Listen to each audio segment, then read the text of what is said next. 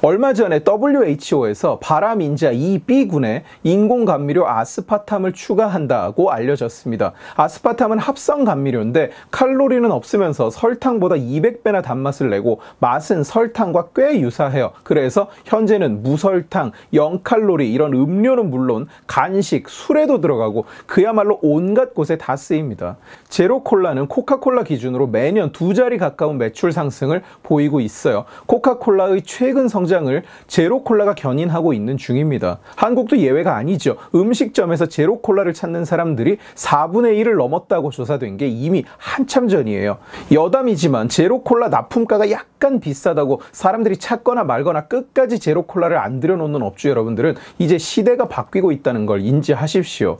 제로콜라를 안 마시는 사람들한테는 제로콜라나 그냥 콜라나 똑같이 보이겠지만 제로콜라를 마시는 사람들은 일반 콜라를 절대로 먹지 않습니다. 그리고 그 가게에는 다시는 가지 않습니다. 저도 집에 코크 제로, 펩시 제로를 쌓아놓고 먹어요. 칼로리는 둘째치고 콘 시럽의 단맛보다 인공 감미료 단맛이 제 입에는 훨씬 더 낫습니다. 그리고 대부분의 0칼로리 무설탕 탄산음료에는 아스파탐이 들어있어요. 일설에는 몇 년 전부터 아스파탐을 안 써서 이제는 안 들어있다고 주장하는 사람들도 있던데 전혀 아닙니다. 종류별로 양은 다르지만 코크 제로, 코카콜라 라이트, 펩시 맥스, 환타 제로, 제로 사이다들 등등 전부 다 아스파탐이 들어갑니다. 그런데 그 아스파탐이 발암물질이라니 충격적인 이야기 아닌가요? 이 아스파탐 논란을 제대로 이해하려면 WHO의 발암물질 분류가 어떤 기준으로 이루어지는지를 이해할 필요가 있습니다. 일부 언론에서는 이 분류를 두고 1급 발암물질, 2급 발암물질 이렇게 표현하는 경우가 있는데 이거는 생 헛소리예요. 세상에 1급 발암물질이라는 건 없습니다. WHO의 분류는 그룹 1, 그룹 2 이렇게 나갑니다. 한국어로 말하자면 급이 아니라 군에 가깝습니다. 1군 발암인자가 같은 분류로 엮여 있다는 뜻이에요. 그러면 그 분류를 어떤 기준으로 하느냐? 실증이 됐는지 안 됐는지가 기준입니다. 암을 얼마나 발병시키는지, 얼마나 치명적인지가 아니라 암과의 인과관계가 얼마나 입증됐는지가 기준이라는 얘기예요. 1군 발암물질에는 뭐가 속하느냐? 가공육류, 술, 미세먼지, 그리고 플루토늄, 카드뮴, 에이즈 이런 게 들어갑니다. 그러면 소세지와 플루토늄이 동일한 1군이 되는 거죠. 이게 상식적으로 말이 되나요? 소세지 먹듯이 플루토늄도 좀 먹어도 됩니까? 술 한 잔 하는 것과 비소 한 잔 먹는 게 동일한 위험입니까? 아니라는 얘기예요. 분류법이 치명률과는 상관이 없으니까요. 상관관계가 증명이 됐다는 뜻이니까요. 그래서 이걸 1급 발암물질이라고 부르면 절대 안 되는 겁니다. 급이 아니니까요. 그러면 이 A군은 뭐냐? Probably, 아마도 연관이 있을 것이다. 명확하게 증명되지는 않았지만 이번에 아스파탐이 들어간 이 B는 뭐냐? Possibly, 연관이 있을 가능성이 있다. 이렇게 되는 거예요. 그래서 이 리스트는 가변적입니다. 계속 변경됩니다.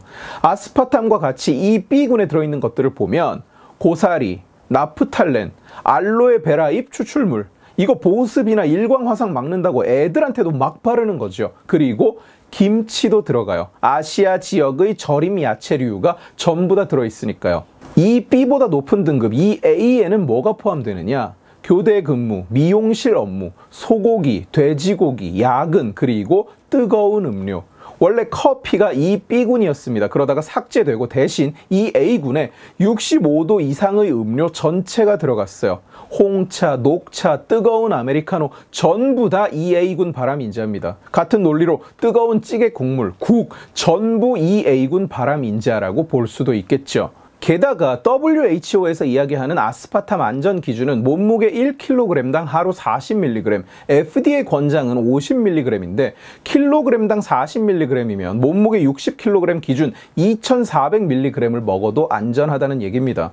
코크 제로 350ml 한 캔에 180mg의 아스파탐이 들어있다고 하니까 하루 평균 제로 콜라를 매일 4.5L 정도 먹어도 안전하다, 이런 계산이 나옵니다. 현실적으로 어렵죠. 정리하자면 딱히 우리가 신경 쓸 필요가 없습니다. 그런데 벌써 아스파탐이 들었다고 물건들이 안 팔리기 시작했다고 해요. 말 나오자마자 막걸리 매출이 떨어지기 시작했고 제과업계도 지금 난리라고 합니다. 김치업계도 아스파탐 들었다고 안 팔려서 이제 아스파탐을 빼고 있다고 해요. 웃기죠. 김치는 이미 이 B군인데 거기에 아스파탐이 들었다고 갑자기 그 김치를 안 먹는다니. 거기다가 김치는 어차피 뜨거운 라면 국물, 젓갈, 구운 고기 이런 다른 발암인자들과 같이 먹잖아요. WHO가 리스트를 만들고 경고를 하는 건 나름대로 기준이 있고 이유가 있는 거고 그걸 우리가 기억하고 주의가 필요할 때는 주의를 하고 그러면 되겠죠. 그러나 검증되지 않은 사안 또는 뭘 의미하는지 이해하지도 못한 어떤 것에 대해서 무작정 공포에 젖고 패닉에 빠져서 안 먹는다. 그건 바보 같은 짓 아닐까요? 재미있는 주제지만 이 영상에서 아스파탐 이야기만 하려는 것은 아닙니다. 아스파탐 발암인자 논란, 그 실체 없는 공포에 민감하게 반응하는 그 심리는 괴담에 빠져드는 사람의 심리와 아주 닮아 있어요. 자, 후쿠시마 처리수 방류가 과학적으로 우리 인체에 아무런 임팩트가 없을 것이라고 모든 과학자들이 이야기한다는 사실은 제가 이미 수도 없이 설명했습니다만 일단 차치하고 후쿠시마 처리수 방류가 신경이 쓰인다고 치고 설사 그게 한국에 오더라도 해류 방향 때문에 지구를 글로벌 회전한 뒤에 4년 5년 뒤에나 온다는 사실도 일단 차치하고 중요한 건 뭐냐? 정작 아직 방류를 안 했어요. 11년 전에 후쿠시마에 사고가 났을 때 쏟아져 나온 오염수, 그때는 처리수가 아니라 그야말로 오염수였는데 지금 방류한다는 처리수보다 수만 배가 더 오염된 물이었어요. 근데 그게 신경 쓰여서 생선을 안 먹는다면 차라리 말이 됩니다.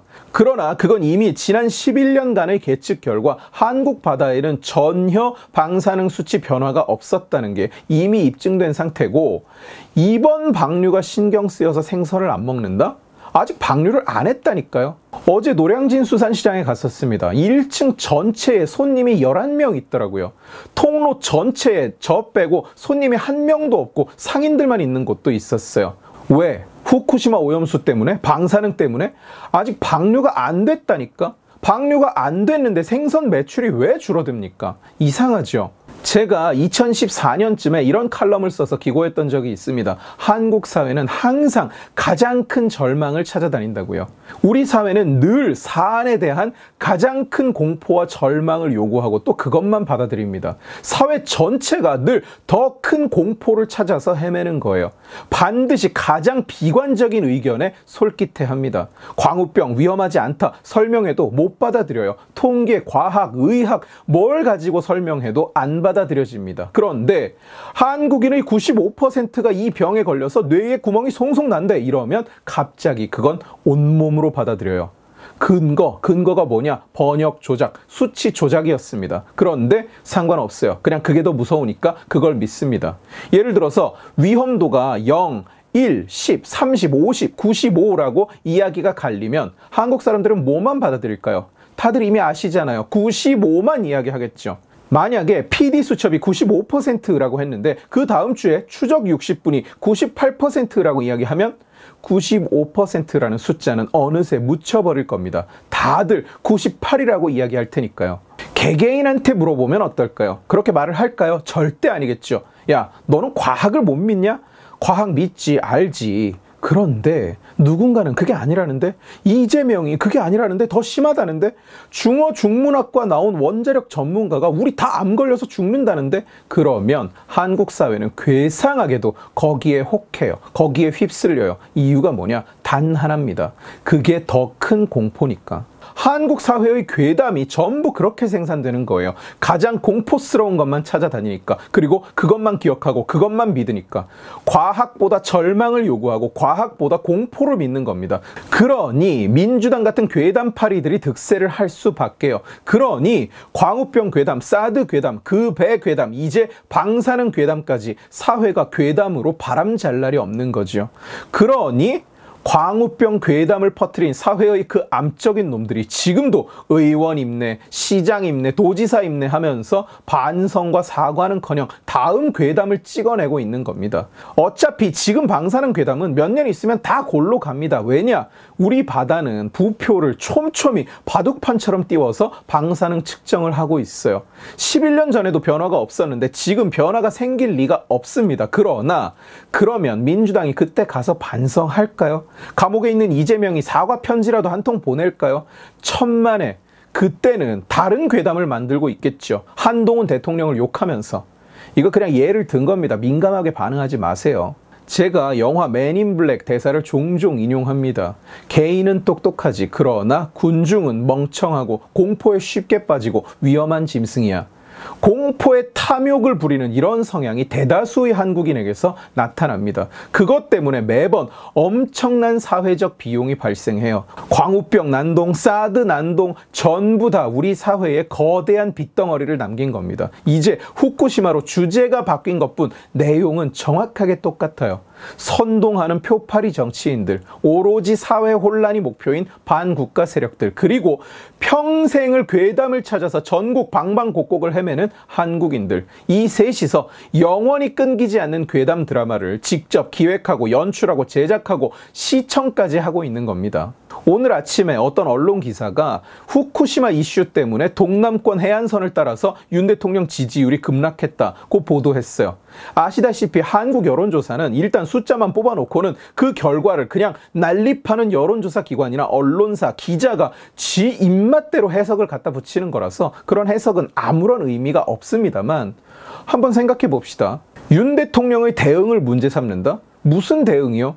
30년 동안 한국이 IAEA와 같이 일본에서 현장을 감시하기로 이미 협의가 끝난 상태고 과학자들, 국제기구 다들 문제가 없다고 하고 이제 무슨 대응을 합니까? 대통령이 촛불 들고 거리로 뛰쳐나가서 이재명 마냥 개판을 쳐야 그게 대응인가요?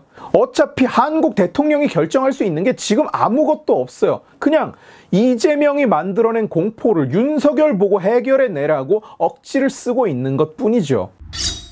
여러분, 지식의 칼 채널의 시청자 여러분들은 상대적으로 그런 비이성적인 공포파리 같은 행태를 보일 가능성이 훨씬 낮겠죠. 그렇지 않으면 제 영상을 끝까지 보시기도 힘들 테니까요. 그러나 혹시나 공포에, 최신 유행하는 핫트렌드 공포에 자기 자신이 휩쓸리고 있다면 한번 생각해 봅시다. 정말로 내가 이렇게 생각하고 있는 건지, 정말로 내가 이걸 믿는 건지, 아니면 그냥 가장 큰 절망, 가장 큰 공포를 하나 골라서 내 마음속 진리로 받아들여 버리기로 스스로 그냥 선택한 것은 아닌지.